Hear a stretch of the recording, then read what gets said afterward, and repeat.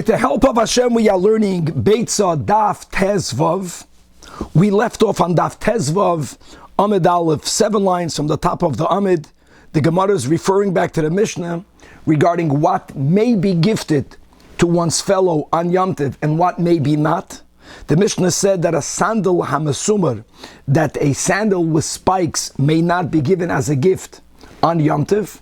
And we're going to review, when we learn the Gemara, the story that we have in Masechta Shabbos Daf Samach, a very tragic event that happened while people were wearing these spiked sandals.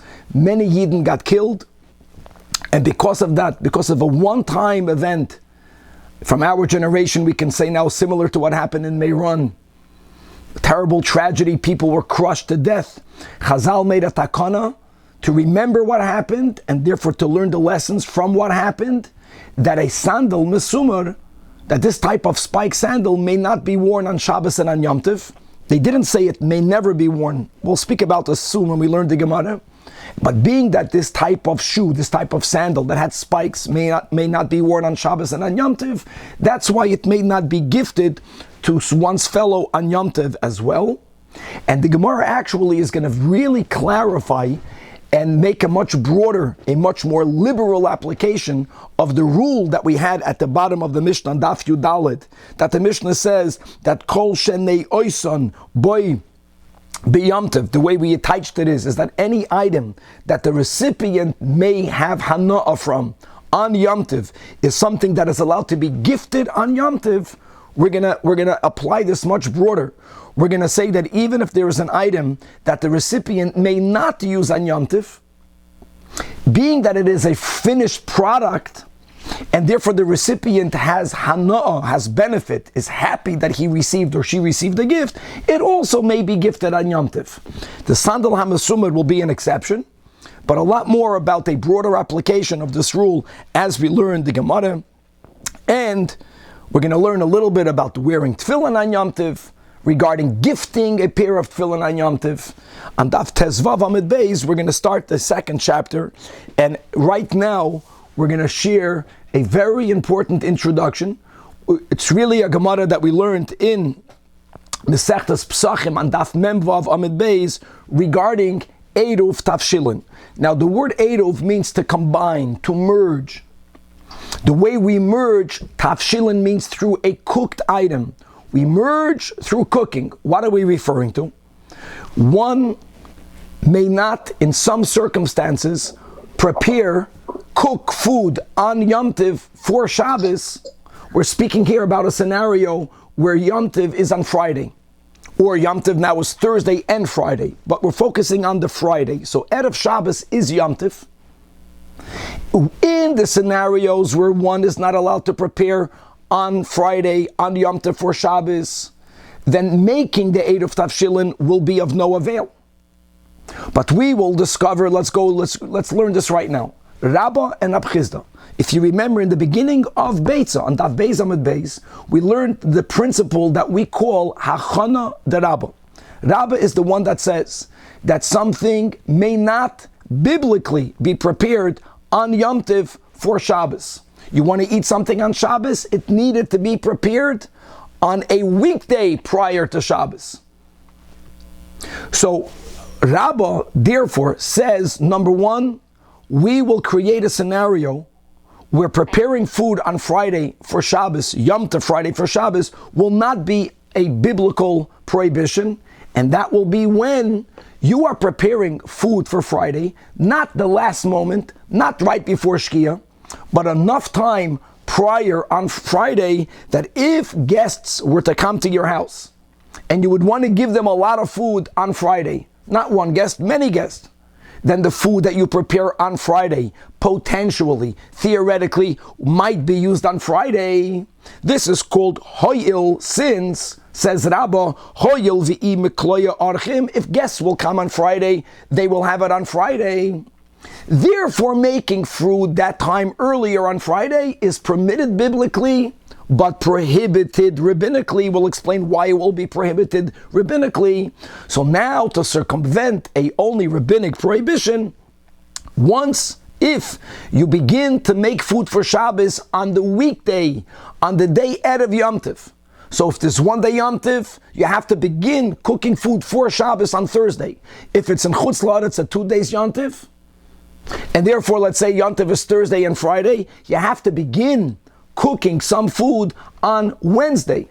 So since you began to prepare food Erev Yom Tov for Shabbos, now you can continue the food preparation for Shabbos on Friday, but only Friday early in the day.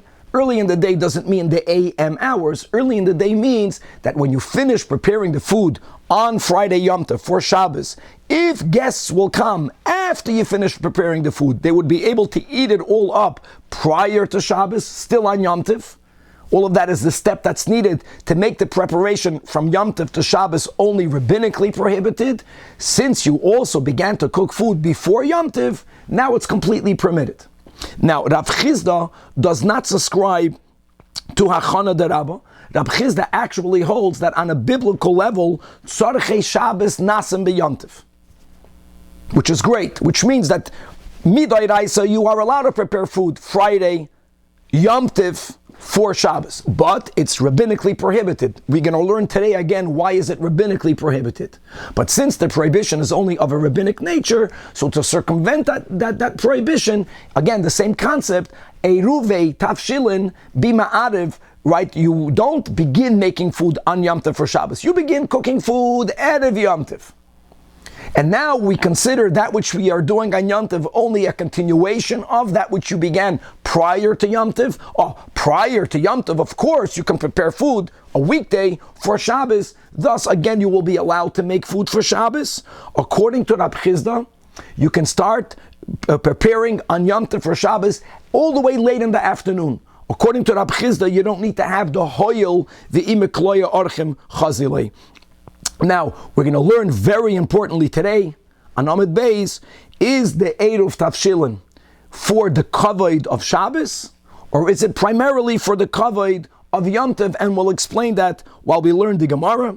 We're going to have the machlokes between Rabbi Eliezer and Rabbi Yeshua. Rabbi Eliezer holds that eating, which is one of the ways that one can experience joy on Yom Tov, is only optional, is reshus. If someone wants, they can choose to fulfill the mitzvah of Simchas Yom Tov by learning Torah.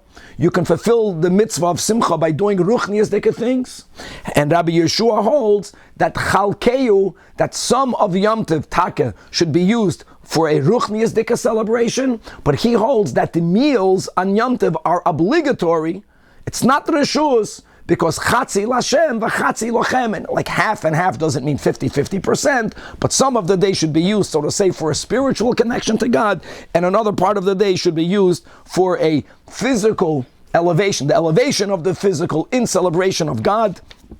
And we're going to, from that, to the extent that we could, we're going to go into the very important Daf Tezayin, but already on Tezvav Amid Beis, we have the concept that Amar Lahem HaKadosh Baruch Hu Yisrael Levu Elai, that if a person doesn't have money to buy food for Shabbos or Yom Tov, God tells them, borrow money. And Vekachu Kedushas Hayoim, speaking about celebrating Shabbos and Yom Tov begashmias, by having food, etc. And Vaha'aminu Bi, God says, believe in me, trust in me, Va'ani Poireya, I will pay you back. And that will lead us into this whole topic, which is so much connected to the time of the year, that even though we know that Kol Mizanoisav Shel Adam Ketsuvam Loi Mirosh Hashanah V'Ad Yom Kippur, that all of the income of a person is determined on Rosh Hashanah, and for many people it goes from Rosh Hashanah until Yom Kippur. And nothing more will be able to be earned, but there is an exception to that, and that is that all of the expenditures that people spend for Shabbos, for Yom Tov, and for tuition for one's children, they are not part of that Rosh Hashanah Yom Kippur predetermination. And if a person will undertake during the year to spend more money for Shabbos and Yom Tov, more money for tuition, then God will make sure that this person will earn all of that additional expenditures. Chavre, it's going to be a beautiful daf also going into Daf Tezayin. But first, let's finish Perek Rishon. So let's come back over here to Daf Tezvav. And we are up to again 7 lines from the top of the Amid. One of the items that may not be gifted on Yom Tov is the sandal hamesumar. Now, let me now go into more details as Rashi reminds us from Masechtas Shabbos, Daf Samach. During the time of Roman persecution, here we have a good picture of the sandal hamasumar. It was very common for people to wear these types of sandals, especially if they were out there in the field or in a rocky terrain or in a mountainous terrain. And we, to keep Shabbos, we needed to do this in hiding. And there was a tremendous cave system, tunnel system that we made, and that extended all the way into the times of the revolt of Bar Kokhba. Unbelievable how many Yidden found their freedom to practice religion Pashut underground. And there were watchmen making sure that the Romans don't come. And there was a time that the Romans, there was a sound by the entrance of the cave, and thousands of Jews that were congregated in this cave system they thought that the Romans are coming to get them, and they had an escape route, but it bottlenecked. In other words, the area through which they wanted to leave, too many people got there at the same time. A few people fell. People were trying to run out. They were afraid of the Romans. And because of this spiked sandal, when they stepped on top of each other, a tremendous amount of Yidden got killed. It was a one-time event.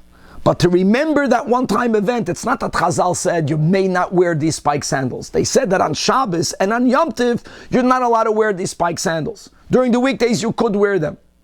And this will be a zecher of, I would say the modern words, of the importance of crowd control. And this is also a reminder how fear sometimes is more dangerous than the thing that you are afraid of. Because the Romans B'chlal were not there. And even if, God forbid, the Romans would have been there, so many Yidden got killed because of the fear that we had from the Romans. So to remember that they made a takana that on Shabbos and on Yom Tov you can't wear these types of sandals, and therefore our Mishnah says that you may not send it. Sandal hamasumar maitam aloi, says the Gemara mishum ma'isha shahaya. Now something is very interesting. You would think that since you may not wear it, it should become muksa. If it would be muksa, then the Mishnah shouldn't have only said you may not send it. Not sending it implies in your house you can move them around. It's only you can't send it as a gift. Exactly. Because you know how you remember the story? Again, if the message is crowd control, precautions, if the message is beware of fear, don't be afraid. Fear is worse than anything else. The way you remember it is dafka by being allowed to move the sandal hamasumar. If it's completely muktzah, you're going to put it in a closet and you won't see it and you won't think about it, out of sight, out of mind. So Amar Abaya, sandal hamasumar is only asr l'naloi. The isr is only to wear it. And this is an exception. Normally something that can't be worn, that can't be used is by default muktzah. Here they don't want it to be muktzah. Umulta l'taltaloi. Asr l'naloi, you can't wear it. Because since it says in our Mishnah, you may not send it, if you can't even move it, which normally, that will be the rule. It's a keli, it's made for something that you don't use for Shabbos, it should be muksa. If you can't even move it, there's no need for the Mishnah to say you can't send it. And the reason why it's not muksa, I think, is because they want for you, dafka, to move it. They don't want to take it out of your world. They want to leave it in your world. And then they tell you, don't wear it. Don't send it as a gift, as a zecher, as a reminder. Okay. Remember, Danny, if you remember when we learned Shabbos, Danny was asking, because of one event, they made an isur. Now, first of all, it's not the only time, but it's a good kasha. Remember when Miron happened, someone mentioned this amongst our chevra. Yeah, because we have to remember these events, because that's the only way we prevent them in the future. Okay. Well, was the tragedy directly related to the sandal? Yeah, if they would not, there it's Samach, the amount of Jews that got killed. I'm not minimizing. I know that, what happened in Iran, no one was wearing these sandals. But because of these sandals, it was a terrible tragedy. Mistama, hundreds of Yidden got killed there. Tremendous number of Jews got killed, and they were killed because they were stabbed, they were poked to death. Okay. Also, you may not send a unsewn shoe. So the Gemara says, Pshita, an unsewn shoe is not a keli.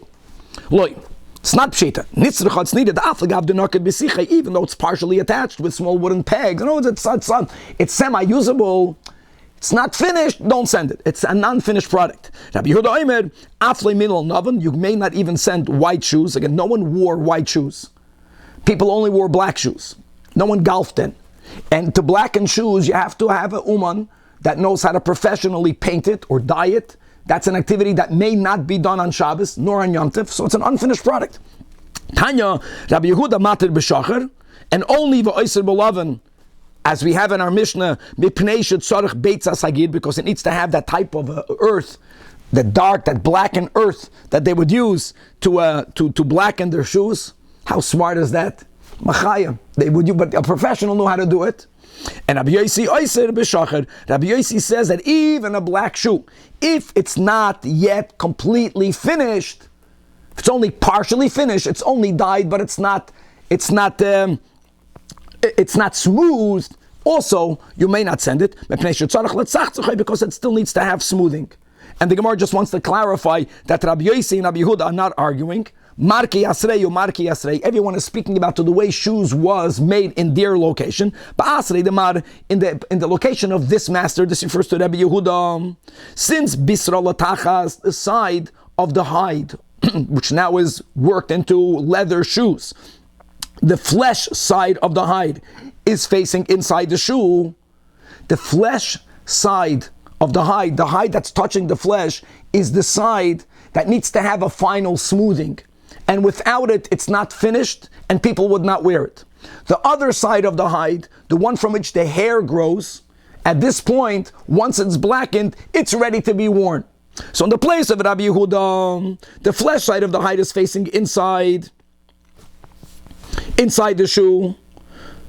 That's why Rabbi Yehuda holds that if it's black, since it doesn't need smoothing, you can wear it. But Asrei Damar, in the location of Rabbi Yossi, since Bisra La'el, the location that was facing the flesh is the outside, is the one that's facing outside. The part of the hide that hair grows out from is what's inside, and the part that's facing the flesh is that which needs smoothing. So even if it was dyed, even if it was colored and it's black, if it wasn't yet smooth, the nakuda is it's a non-finished product that may not be sent on Yom Tov. And zehaklal, indeed, the Mishnah says, kol shenei yosin be'bayom, then be'yom Tov, that's the way we read it. We put a comma after the word Yom Tov. Any item that you may have hana on Yom Tov, comma, mishalchin oisai. And now we're going to say, no, that's a too conservative interpretation. We're going to broaden it. It's more than what you think. Let's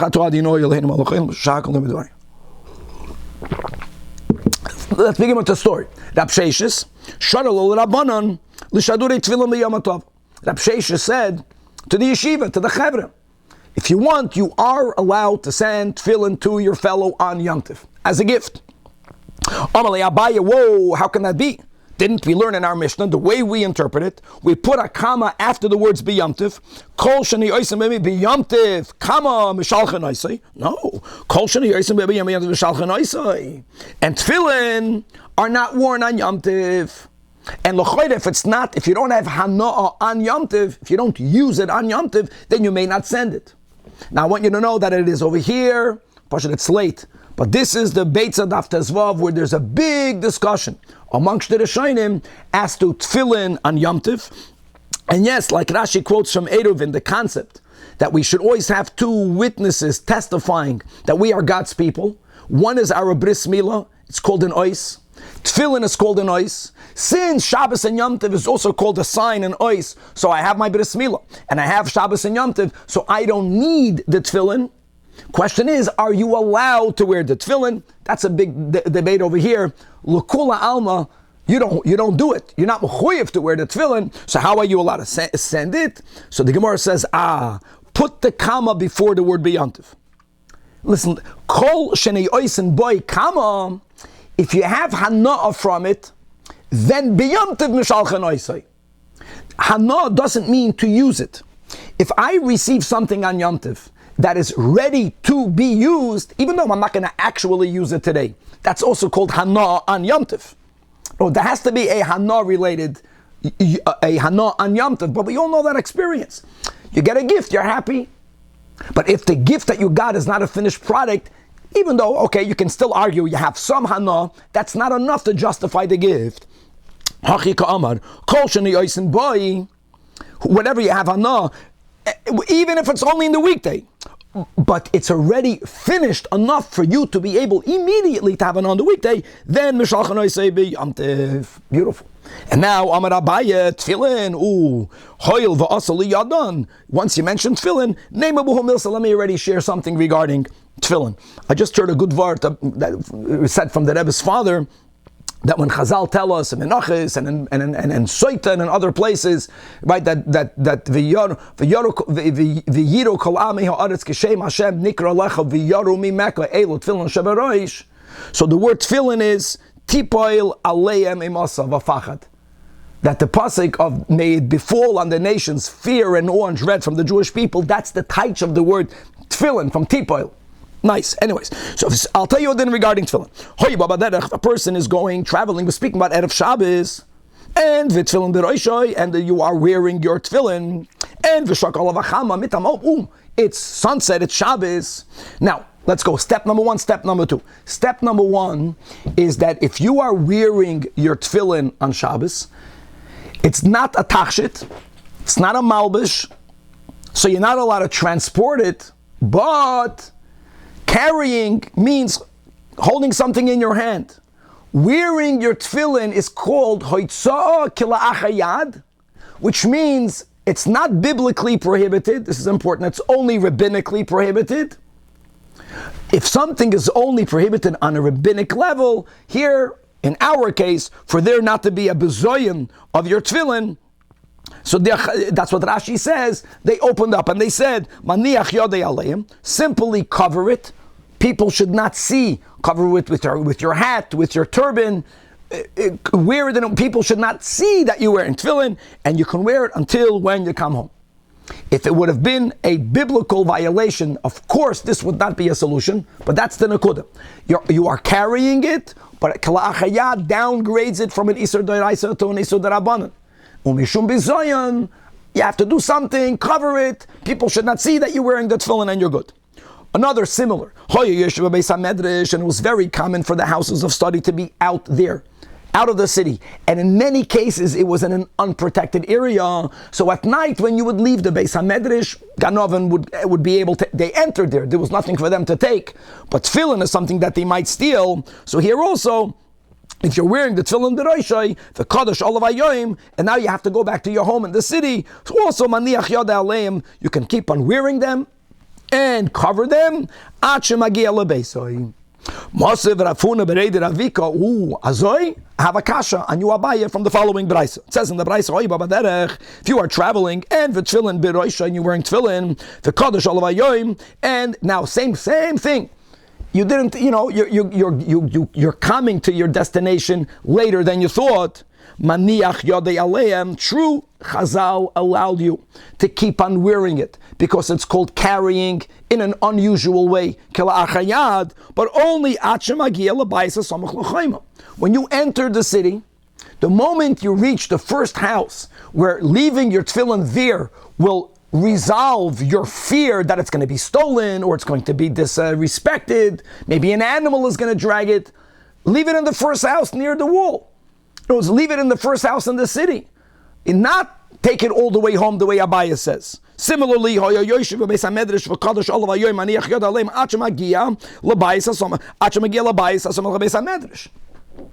Abaya says that you can wear it all the way home.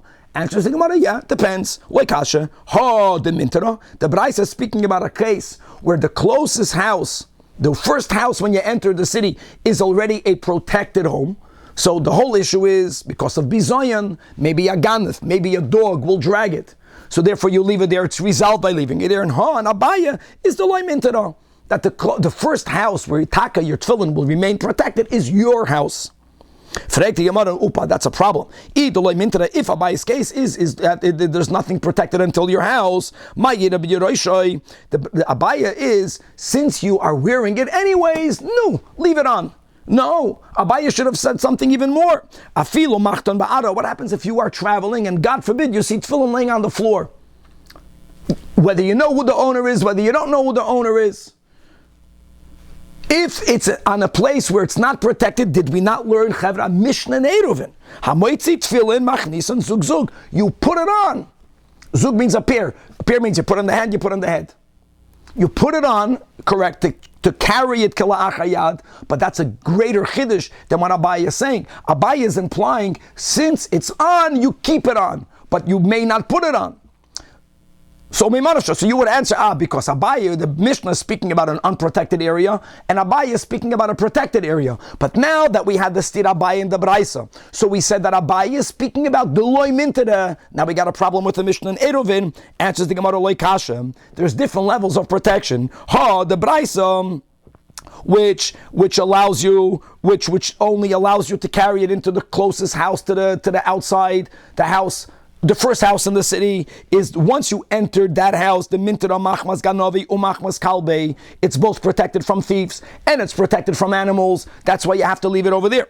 Abaye, like we said, the reason why you may not leave it in the first house entering the city is because even in that house, animals won't enter. It's protected from animals, but that house is not a place where there's a protection from it being stolen. Which is why you are allowed to wear it all the way going home. And indeed, Mao, the Tema, you would argue, we're speaking about a Jewish city. If the majority of the inhabitants are Jews, so we can presume that the majority of the thieves proportionally are Jews. And one might have thought that since Roiv Listim Yisraelinu, that in this area, most of the thieves are Jews, therefore we should not be afraid that they will steal it or disrespect it. And if that would be the case, Abaye would say you have to leave it in the Baye Samach L'Chayma. So Kamash will not Abaye. No, that since there is still a possibility that they're going to steal it and they will be disrespectful towards it, you are allowed to wear it all the way to your house only because you are already wearing it. But if you find it on the ground, if even kilovim, animals might get to it, that's the Mishnah Neiruvin. Then you are even allowed to put it on. But if there's no fear that animals are going to drag it and disrespect it, the only fear is ganavim. If you're not even wearing it, then you're not allowed to put it on. Then you have to say, listen, if in this area most people are Jews, most ganavim therefore proportionally are Jews, I'm not allowed to put it on because maybe a Yid, a Ganiv, God forbid, will disrespect it. That's where we need Abaye to say, but if you are already wearing it, and it's not protected, if you would leave it here, Ganavim might get to it. Since you're wearing it, you can walk either to the closest protected home or to your house, if that's the first protected place. Rabbi, yes? in all these places, even if it's talking about a wall, does this mean there's no Eruv, so it's a carrying issue? Is that a main issue here?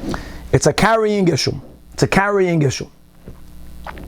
And not only is it a carrying issue, but like we just mentioned, there's minimize the amount of carrying. You minimize, and so number one, Danny, it's carrying midrabanan because it's kala achayad, and this is very much connected. There's not enough time just to be aware.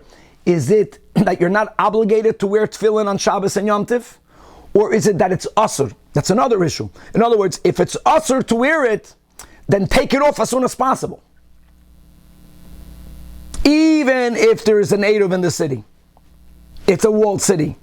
Because why are you wearing it for a second longer if you're not allowed to wear tefillin on Shabbos and on Yom Tov? Well, if there's an Eruv, why not just carry it? You don't have to wear it. Correct.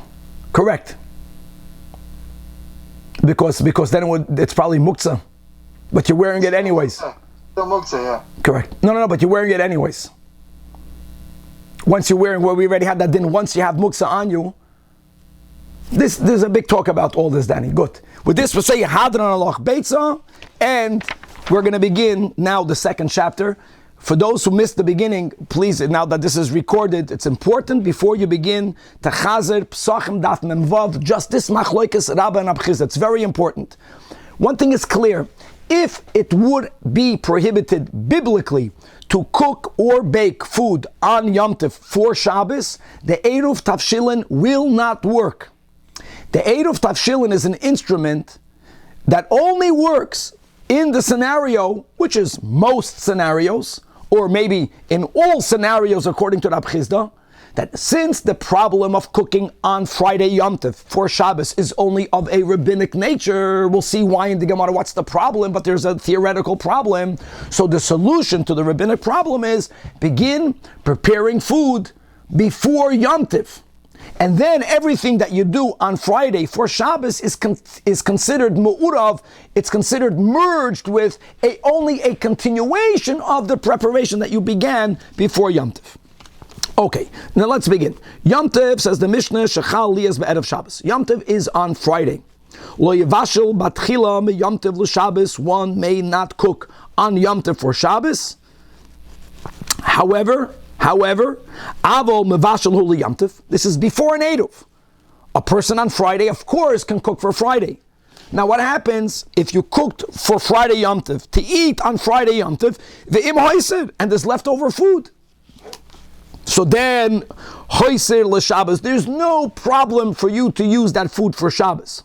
But one thing, my friends, sometimes we permit, sometimes we actually advocate to do what we call a ha'arama, a subterfuge. Here we're not allowed to do a harama. Eruv Tavshilin is not a harama.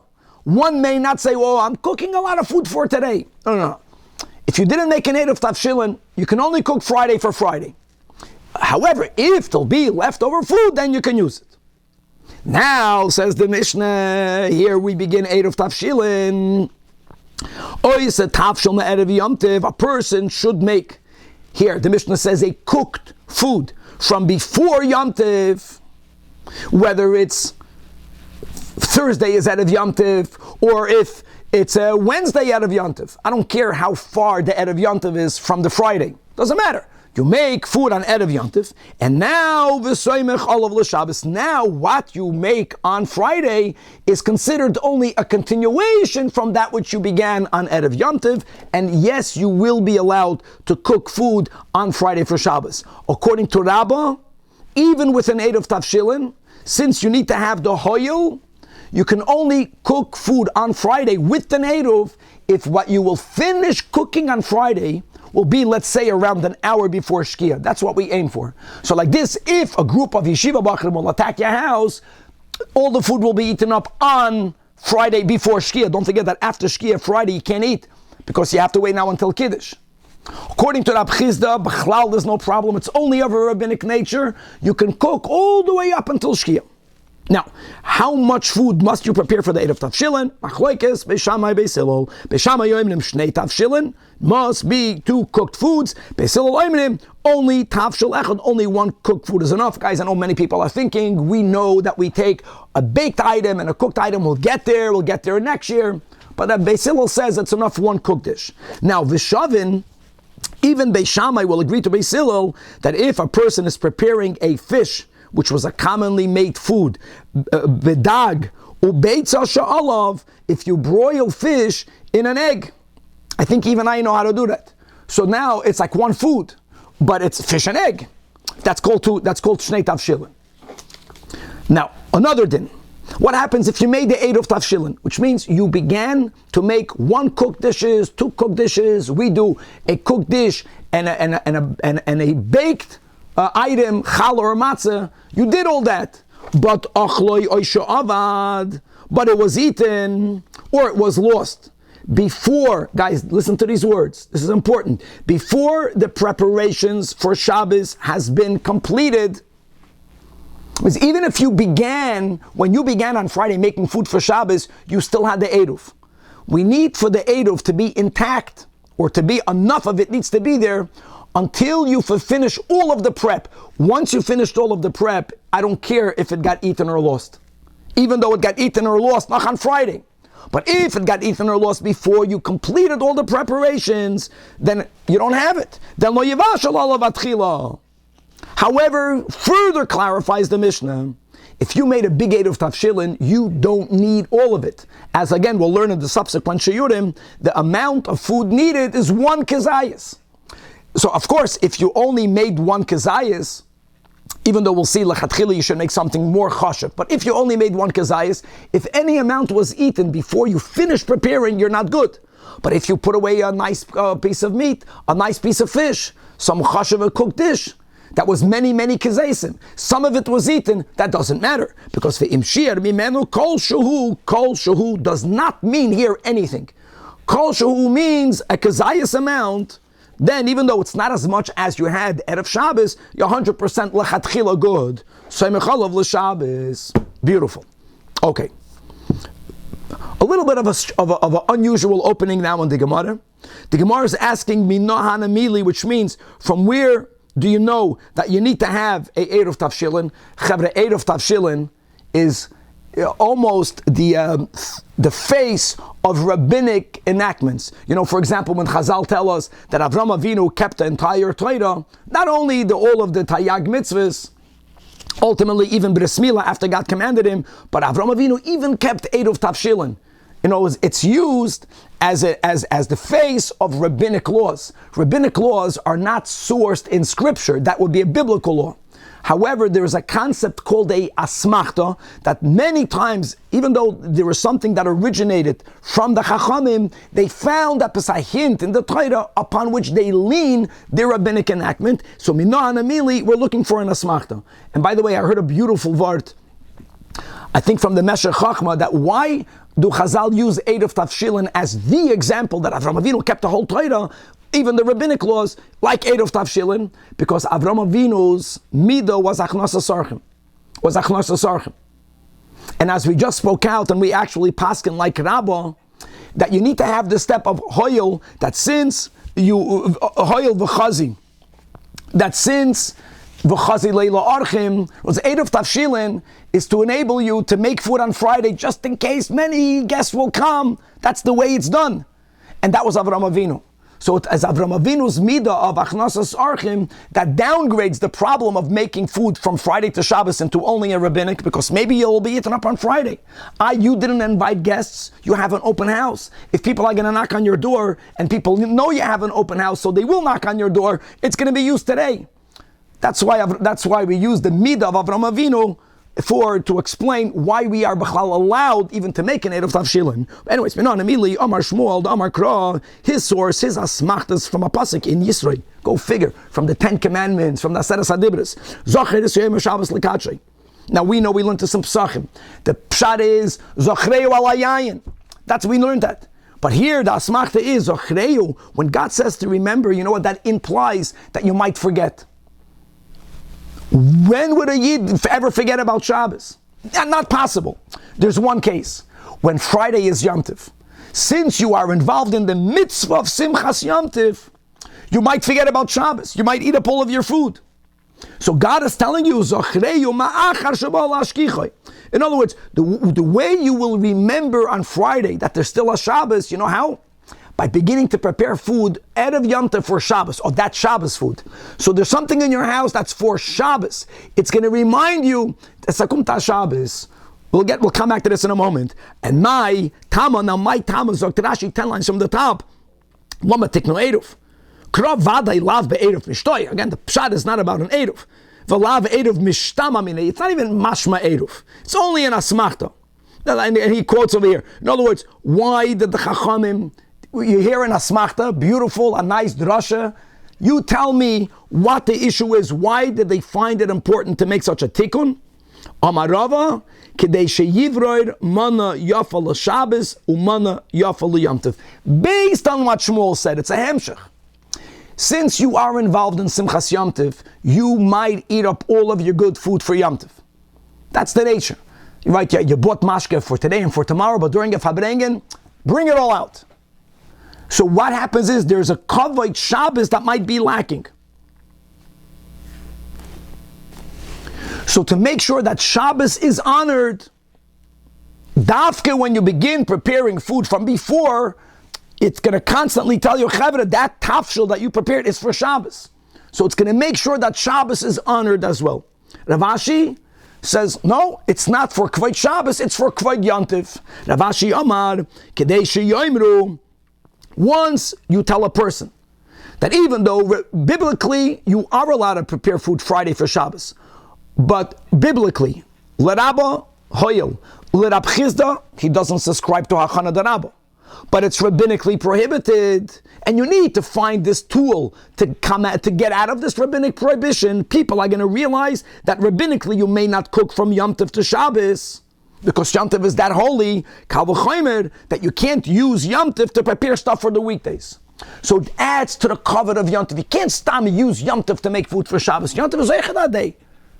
Elama, since you began already before, it's considered you only continuing from Erev Yom Tov. So that's the machlokes between Rava and Ravashi. Rava holds it's lechavoid Shabbos. These are the words. Ravashi holds that Erev Tavshilin adds in the covet of Yom Tov. Frek the Gemara from our Mishnah. Tran it says Oisa Tavshilin Erev Yom Tov v'soymech alav l'Shabbos. Bishloim Ravashi. That says what? It's kavoid Yom Tov. The Amar Kadesha Yoimru Ein Oifim Yom Tov l'Shabbos. That's why you dafka don't allow a person to make the Eruv on Yom Tov. You have to make it Erev Yom Tov because you want to give kavod to Yom Tov. Hainu the Erev Yom Tov in Yom Tov loy. But Elo l'Rava that the primary purpose of Erev Tavshilin is to add kavod in Shabbos. So if there would be a rabbinic enactment, you have to make an Eruv on Yom Tov. I mean, it's going to remind you to leave food for Shabbos. Ma'idim Erev Yom Tov. Why would you not be allowed to make an Eruv Tavshilin on Yom Tov itself? In other words, there should be a takana chevra on Erev Shabbos, which is Yom Tov. You have to make food for Shabbos. That's going to give cover to Shabbos. So the Gemara says, Eina chanami. Theoretically you're right. Elgzeda Shema Yifsha. A person might be negligent, not negligent in a sinful way, but Yom Tov is Yom Tov. People are preoccupied with Simchas Yom Tov. So if you're going to leave it for Yom Tov, you might not do it. Do it before. Okay, it says the Gemara, now that we quoted the Shmuel that has an asmachta from the Aseres HaDibros, V'tana, there is a Beitzah, there is a Tana that brings an asmachta from Beshalach regarding the Parsha of the Man. And it says, that's about that no man is falling on Shabbos, because for Shabbos you can only eat that which you made prior to, and the pasuk says Eis asher toifu efu, that which you already baked is good. Eis asher tevashlu bashelo, that which you already cooked is good. Now really, like Rashi tells us, if the only purpose of this pasuk would have been to tell you that you may not cook, you may not bake on Shabbos, the Torah should have said Hayoim efu, Hayoim meaning today Friday, Hayoim bashelo. This double lashon, Eis asher toifu efu, Eis asher tevashlu bashelu. It's like a repetitive expression. Mikan Amar Rabbi Elazar or Rabbi Eliezer. And by the way, this is already a source for our minig of using baked and cooked. Both Ein Oifen Ella Al Ha'afri. That it's a Friday, but we're speaking about Friday that's Yom Tov. That if Friday is Yom Tov, you can't just stam bake for Shabbos. You can only bake if you began already baking out of Yom Tov. The Ein Mevashlin on Friday that's Yom Tov, Ela Al HaMevushel. How beautiful is that? And Mikan Somcha Chachamim Le'eruvei Tavshilin Min HaTorah. Here you have your asmachta. All right, Chavri, here we go. Tana Rabbanan. We're going to move away a little bit from Erev Tavshilin, and we're going to learn about the importance of Simchas Yom Tov and the way we fulfill Simchas Yom Tov. Dafka by eating, or is there an option, like by Yos Shalosh Shudas every Shabbos, of fulfilling a meal beruchnias? Tana Rabbanan should say that, even though Hayom Yom says we're mechuyev today to do something begashmias, but the only reason why we're not nedagdeg dafka to wash is because there is a concept, as we'll see over here, of the fulfillment of simcha, love, on a higher level through learning Torah. He was giving a drasha. If you think your rabbi speaks too long, not comparing, but Rabbi Eliezer on Yom Tov was darshaning and darshaning and darshaning, and that was it. It was like no one is going home to eat, and everything had a limit. The first group left; they went home to eat. So when they left, Amar Rabbi Eliezer says, halolu bale petasim. These chevra, they own barrels. What he meant to say is, not what they understood. What he meant to say is, these are people that they are indulging in gashmias. You know why they left early? Don't think it was that early. Relatively early. He says they left early because they have big barrels of food. They need more time to indulge. When the second group finally left, Omar, Rabbi Eliezer says, Halolu bali chaviyos. They are owners of kegs. Rashi says they have the same taiva. They're into eating. They didn't leave earlier because they didn't have the barrels. So, there was no point for them to leave earlier. But they're into eating. they chose food over Torah. When the third group left later, so again, the same concept. He didn't say, wow, they had more eskafia. He said they're the same Baal Taiva Nikas. They left later because all they have are jugs. So they had less food, so there was no point going home earlier. And likewise, Katrevias, Halolu Balaliginim, they only have flasks. When the fifth group left, Omar Halolu Balikoises, they only had cups. But he was criticizing them for exchanging Torah for eating. Hischilu Kachishitz Lases, when the sixth group was getting ready to leave, Omar. Now Rashi says, when the sixth group was about to leave, by that point, the Beis Medrash was almost empty. The Beis Medrash looked already desolate.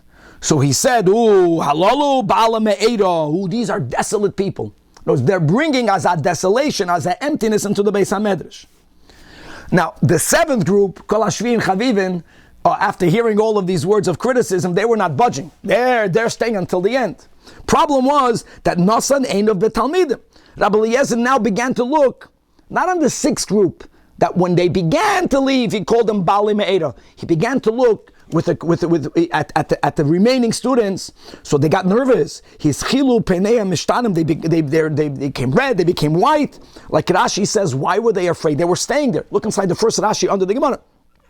That Kesfurim, they all of a sudden realized that shekoyas al kachishis mipnei she'echlu lotzis v'kol shchein oleinu.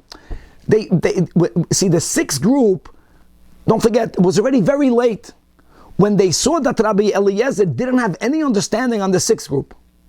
Actually, he said even a worse expression, not that they have a lot of food, that they are Bala Me'eda.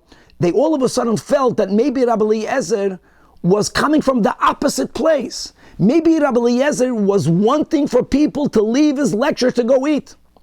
And when he saw that they're leaving that late, they were making the wrong choice because they should have left earlier. He was upset at them for them staying to learn. That's what they thought. And if that's the case, they are in the biggest trouble. They didn't even move to leave yet. And if you have to go eat over learning, so they got very nervous. So Amar Lahem, so Rabbi Eliezer clarified, no, don't be upset. I'm happy that you're staying here. Banai, kinderlach, loylochem ani oimer, elo lahalalu sheyatsu, I only criticize those who left. Why? They went Simchas Yom Tov. Still, he said, Shemanichim Chaye Olam. They abandoned eternal life, learning Torah. To do what? To eat. V'oiskim b'chaye shah. Temporary needs. It's foolish. Pshas petirosin, and he darshaned. At some point, that lecture came to the end. So after he finished, now he tells them, go and eat fatty foods, rich foods, go drink sweet beverages. And this is a pasuk that we have in the Nehemiah, and we'll come back to that in a moment. No, it's even according to Rabbi Eliezer that Yom Tov, Simchas Yom Tov, could be celebrated only by learning Torah, but for that you have to learn Torah the whole day. The moment you stopped learning, he also holds now you have to eat. And the whole pasuk reads, "V'shulchu manos le'ein nachain loy." Send portions to those who are unprepared, and we're going to interpret this verse to mean that your aid of tafshilin. We'll get to that. We'll get to every clause in a moment. Ki kadash hayim la'adinenu, because today Yom Tov is holy to our Master. The alte yatzvu, and don't be dejected, don't be sad, don't be depressed. Why? Ki chedvas Hashem himo uschem, because the joy of Hashem is your security. Again, we'll see soon in the Gemara what this pasuk means. So let's go step by step by step. Omar Mar, the master taught. The Beitzah said, quoting Rabbi Eliezer, that he was upset at all of the people that left. Imagine, even though they stayed for a long time, but that they were leaving. Shamanich m'chaye olam, v'oiskem m'chaye shah. That means he called it Sudas Yom Tov Chaye Shah. Why is it Chaye Shah? Frekting Gemara. V'hasimchas Yom Tov mitzvahi. Answers the Gemara, opa, that's the machlokes Rabbi Eliezer and Rabbi Yeshua. Rabbi Eliezer, the time of the Amar, Simchas Yom Tov is only Reshus. Only Reshus, clear. Reshus means that you can choose to fulfill Simcha through Torah and through Tefilla. But if there's one moment that you're not learning Torah or davening and you didn't yet eat, you also have to eat. That's why at the end he told them to go eat. However, Rabbi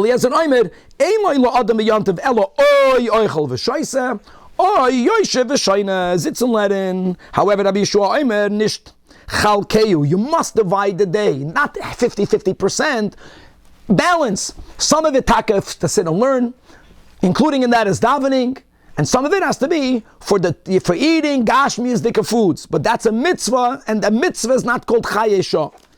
In other words, chetz yoy lashem, part of Yom Tov should be dedicated to God, and v'chetz yoy lachem, and part should be dedicated to you, meaning to the body, to the lower part of the person. And Amar Rabbi Yechanan, v'shneim, both Rabbi Eliezer and Rabbi Yeshua, mikra echad darshu, they expounded the same verse, they found the following contradiction. Kosav echad oimer, in one pasuk, this is on Parshas Riyeh, listen to the words, atzeres lashem eloikecha. Now, they were speaking about Yom Tov, it should be to Hashem. Another pasuk it says in Parshas Pinchas, "Atzeres tiyalochem," should be for you. So hakeitzad. So Rabbi Eliezer savar oi kol Hashem, oi kol lachem. You have a choice. Since you have a choice, he was critical of those who chose gashmias over ruchnias. Rabbi Yeshua savar chalkeyu. You have to divide it. You have to divide it. Chetz Hashem and chetz lachem. In other words, when a yid is connected to godliness, then they have an obligation. To go out, to get involved in a kosher way with mitzvahs, with gashmias, which is almost all mitzvahs are gashmias. And this even elevates the world. If you're only sitting and learning Torah, you're elevating you. What happened to the world? So it has to be a chetz lachem. Okay, now that we quoted the entire pasuk that Rabbi Eliezer told these great Talmidim, what's the meaning of the pasuk that gifts or food portions should be sent to those who are unprepared? Amar Rab Chizda weiter eruv tafshilin lemi shelo yiniach eruv tafshilin. If someone did not make an eruv tafshilin, so they cannot prepare food for Yom Tov for Shabbos, go send them portions. Ikada Amri. He only told them to help out those who are unable to make an eruv tafshilin.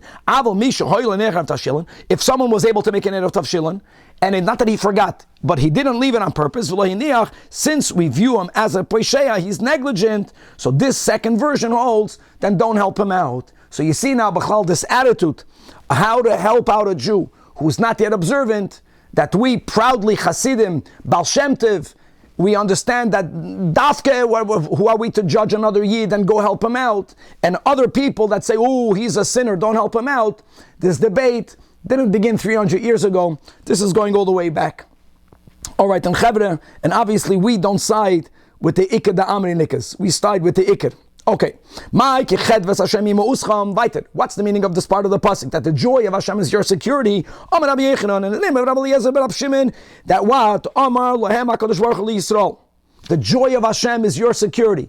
The joy of Hashem means that if I am doing something to give God joy, even if it's costing me money that I don't have, and by the letter of the law, I don't have to borrow money to do it.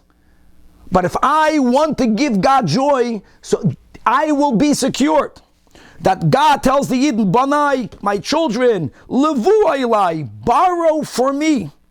Borrowing for me is referring even to the Gashmizdika expenditures to fulfill the mitzvah. And Vekachu Kedushas Hayoim. And thus, that's Kedusha. Kedusha means to elevate the Gashmi. And Vaha'aminu bi, believe in me, have emunah. Va'ani poireya, I will repay your loan. So now that we quoted that Rabbi Yechim, so the pshat now will be the way Rashi learns. We're going to have another statement of the same author, Amar Rabbi Yechim, in the name of Rabbi Shimon, and we're going to speak out a marsha that's going to actually link the content. But let's first learn Gemara Rashi. So now the pshat, the next statement, it's coming from the same author, that if a person has fields, nechasav here, you'll see, means real estate, and it means fields, and you want to make sure that no one takes over your land, no one invades and steals products from your land. The solution is, yitar bohem eder, plant in your field a eder tree. Rashi says it's a tree that has very long branches, and I'll speak up by heart Rashi. Either it means plant around the boundary these other trees, make a proper boundary like this, so it's going to be difficult for people to come in their ganovim. Or Rashi says eder is a type of herb that has an odor that repels insects. In other words, if you have growing fields and you want to make sure that chayas, that these little creatures, bugs don't come ahead and consume everything that you planted, so plant something that has a bad odor. I want to tell you right now that the Marshat says that Eder refers to tzedakah. That just like we said, that if you spend money on Shabbos and on Yom Tov, God will say, He'll make sure that you'll be able to pay it back, even though it appears like you're going out of pocket. So if you want to make sure that B'chlal your nechasim go on, you secured your nechasim dafked by giving tzedakah. Even though it looks like you're going less is more. Shenamar, as it says, Eder, now we're going to go with a play of words. Eder again, Larashi, it's a certain type of tree. Adir b'moreim Hashem. So here we have that strength comes from this Eder tree. Inami, Idra, the word Idra means it's going to live for many generations. Perpetuity. Kishmei, Rav Meir, Doirish Bishma. The word Idra means the Kaimalei Ledari, and indeed Tanya Nami Hachi Sada Sheyesh Bo Eder. If there is an Eder in a field by the boundaries, or this herb that repels insects, or Lamarsha, a Yid is giving tzedakah, Einon Nigzelas, what you have will never be stolen from you. Not only that, the Einon Nechmeses. Nechmeses is sometimes people, they pay you for your possessions, but you don't want to sell it. They force you to sell it. It's not as bad as Gezela, but you don't want to be forced. And not only that, it'll pay to sell Mishtamrin. God willing, Chavra, a lot more to be continued.